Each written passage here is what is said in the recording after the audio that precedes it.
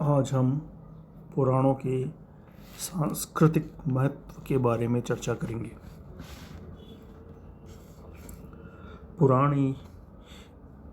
पौराणिक हिंदू धर्म की आत्मा है। पुराणों ने ही हिंदू धर्म को वर्तमान स्वरूप प्रदान किया।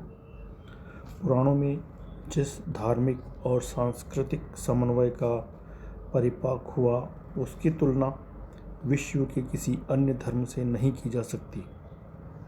गुप्त काल से लेकर वर्तमान काल तक भारत के साहित्य, शिल्प, स्थापत्य, आध्यात्म, संगीत, नृत्य, गायन, जीवन शैली, वेशभूषा, खान पान आदि जीवन के समस्त अंगों पर उसकी गहरी छाप है। वर्णाश्रम धर्म और भागवत धर्म का समन्वय। उत्तर वैदिक काल के धर्म को वर्णाश्रम धर्म भी कहा जाता है, क्योंकि उसमें मनुष्य के लिए चतुर्वर्ण आधारित कर्म एवं चतुर आश्रम आधारित जीवन जीने का अनुशासन स्थिर किया गया था। पुराणों ने वर्णाश्रम धर्म को पुनः प्रतिष्ठापित किया और शैव तथा वैष्णव धर्मों को इसके सांचे में ढाल दिया। विष्णु पुराण में राजा सगर के यह पूछने पर कि विष्णु की पूजा कैसे की जानी चाहिए और उन्हें उत्तर दिया, वही व्यक्ति परमेश्वर की पूजा कर सकता है जो अपने वर्ण और आश्रम संबंधी कर्तव्य को पूरा करता हो।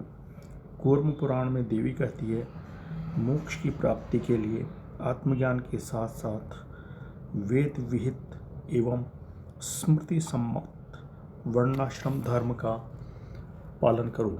वायु पुराण कहता है, जब यज्ञों में कमी हो जाती है तो भगवान विष्णु बारंबार धर्म की स्थापना के लिए जन्म लेते हैं। इस पुराण में शिव को वर्णों और आश्रम के पृथक कर्मों का प्रवर्तक बताया गया है। पुराणों में वर्णाश्रम धर्म की पुष्टि के लिए अनेक कथाएं सृजित की गई है। विष्णु पुराण, वायु पुराण और भागवत पुराण में राजा वेन की कथा आती है, जिसमें लिखा है, वर्णाश्रम धर्म की अवहेलना के अपराध में ऋषियों ने उसे यमलोक पहुंचा दिया। विष्णु पुराण में यम अपने दूतों को निर्देशित करते हैं कि वे विष्णु के उपासकों के हाथ न लगाएं, क्योंकि वे वर्णाश्रम धर्म के नियमों का पालन करते हैं। समस्त पंचरात्र संहिताओं में वर्णाश्रम धर्म को स्वीकार किया गया है। इस प्रकार पुराणों के माध्यम से वैष्णव और शैव धर्म प्राचीन सामाजिक व्यवस्था के पोषक बन गए। पुराणों में वैदिक विचारों का नया रूप देखने को मिलता है। इस प्रकार पुराण महत्वपूर्ण है। पुराणों में वैदिक विचारों, देवताओं और विश्वासों को नवीन आख्यानों का संबल दिया गया। पुराणों के चिंतन मनन का तात्विक आधार वैदिक चिंतन ही है। वेद के अव्यय अक्षर और क्षर पुरुष पुराणों में ब्रह्मा, विष्णु और शिव हो गए। वेद की त्रिधाम विधा या सप्तधाम विधा पुराणों में विष्णु की वामन अवतार कथा बन गई। वेद की दक्ष अदिति विद्या पुराणों में दक्ष यज्ञ विध्वंस की कथा बन गई। वेद में अग्निचयन विद्या, मत्स्य पुराण की कुमार जन्म वृत्तांत बन गई। वेद के चित्र शिशु विद्या, जिसे शतपथ ब्राह्मण में अग्निरूप विद्या कहा गया है, मार्कंडेय पुराण की रौद्र सर्ग की अष्टमूर्ति विद्या के साथ जोड़ दी गई।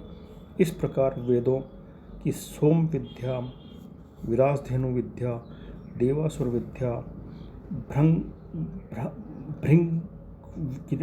गिरोयमय अग्निसोम विद्या, पितृ विद्या, सावित्री विद्या और पशु विद्या क्रमशः समुद्र मंथन, पृथु विदोहन, इंद्रवृत्तोपाख्यान, सुकन्या च्यवन, विवाह, श्राद्धकल्प, सावित्री सत्यवान कथा और पाशुपत शास्त्र के पौराणिक आख्यानों में परिवर्तित होगी। अतः कहा जा सकता है कि वेदों और पुराणों में कोई मौलिक एवं तात्विक अंतर नहीं रहा। महायान धर्म के महाकरुणा तत्व का समन्वय। पुराणों में बौद्ध धर्म के महायान धर्म के महाकरुणामय तत्व का भी समायोजन किया गया है। जिस प्रकार पुराणों ने वैदिक धर्म को भागवत धर्म के साथ समन्वित किया, उसी प्रकार बौद्ध धर्म के महायान संप्रदाय के करुणा और लोक मंगल के आदर्श को भी अपनाया गया। मार्कंडेय पुराण में विदेह के राजा विपश्चित की कथा में शांतिवेद ने बोधिचर्यावतार से मिलते जुलते विचार प्रकट किए हैं। इस राजा को अच्छे कर्मों के कारण स्वर्ग प्राप्त हुआ, किंतु किसी लघु त्रुटि के कारण कुछ क्षणों के लिए नरक का दंड भी मिला। जब वह नरक में पहुंचा तो उसने वहां के लोगों की करुणा चित्कार सुनी तो उसका हृदय पिघल गया और उसने संकल्प किया कि स्वर्ग के सुखों का भोग करने की अपेक्षा वह नरक में रहकर दुखी लोगों की सेवा करेगा। इंद्र और यम के समझाने पर भी वह अपने संकल्प पर दृढ़ रहा। अंत में विवश होकर यम को नरक के सारे निवासियों का उद्धार करना पड़ा। उसके बाद ही राजा ने स्वर्ग जाना स्वीकार किया। मार्कंडेय पुराण में राजा हरिश्चंद्र की कथा में लिखा है कि जब देवदूत उसे शुभ कार्यों के फलस्वरूप स्वर्ग ले जाने लगे तो उसने उत्तर दिया कि राजा जो कुछ करता है प्रजा के सहयोग से करता है, अतः उसके कर्मों का फल भी समस्त प्रजा में बंटना चाहिए। प्रजा के एक दिन का सुख राजा के अपने अनंत सुखों से बेहतर है। इन विचारों और भावों में बोधिसत्व का महाकरुणा तत्व निहित है। पुराणों में विभिन्न प्रवृत्तियों का समन्वय भी किया गया है। पुराणों में कर्म और मोक्ष प्रवृत्ति और निवृत्ति का सुंदर समन्वय देखने को मिलता है। पद्म पुराण, अग्नि पुराण, कूर्म पुराण और गरुड़ पुराण में कहा गया है कि संसार में आकर कर्म करना मनुष्य का कर्तव्य है।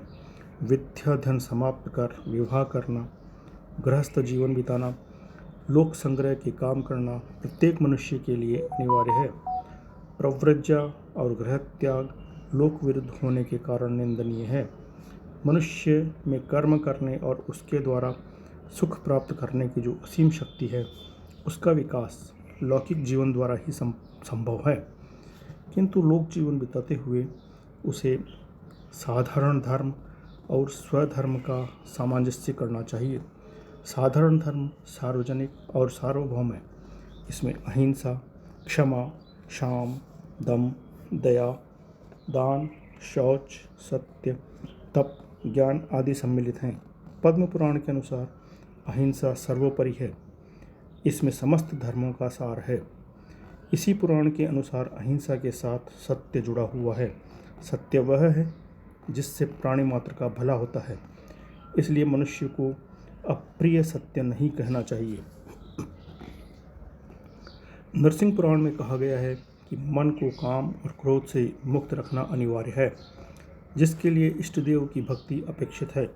देवताओं में भेद करना या किसी देवता की निंदा करना बहुत बड़ा अपराध है, क्योंकि समस्त देवता मूलतः एक ही हैं।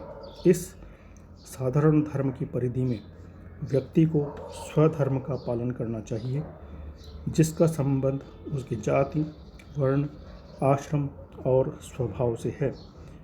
इसके अनुसार व्रत, दान और प्रायश्चित का विधान है। पौराणिक धर्म संसार की सबसे बड़ी शांतिपूर्ण धार्मिक क्रांति कही जा सकती है। यद्यपि पुराणों में भारत को कर्म भूमि और पुण्य भूमि कहा गया है, तथापि पुराणों की दृष्टि विश्व के समस्त प्राणियों पर थी।